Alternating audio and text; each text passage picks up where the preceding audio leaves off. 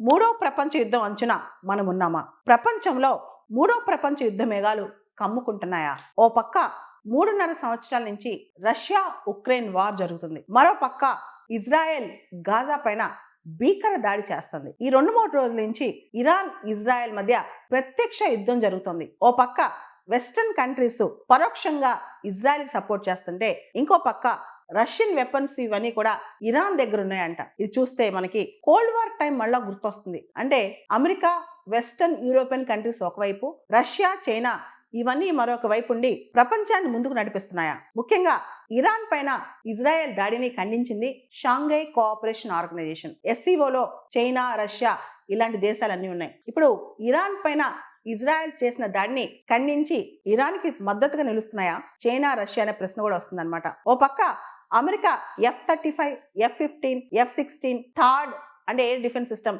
ఇవన్నీ కూడా ఇజ్రాయెల్ దగ్గర ఉన్నాయి. అంతేకాదు, ఈ మధ్య వచ్చిన సిప్రీ రిపోర్ట్ ప్రకారం 78% ఇజ్రాయెల్ వాడే వెపన్స్ అన్ని కూడా అమెరికా నుంచి చాలా ఇంపోర్ట్ అవుతున్నాయంట. దాంతోపాటు 2016లో సీక్రెట్ గా అమెరికాకి ఇజ్రాయెల్కి మధ్య మిలిటరీ ఎయిడ్ ఒప్పందం కుదిరి దానిలో భాగంగా ఈ 10 సంవత్సరాల కాలంలో $38 billion Israel military aid develop చేసుకోవడానికి అమెరికా ఈ 10 సంవత్సరాల కాలంలో $38 బిలియన్ ఇస్తుందంట.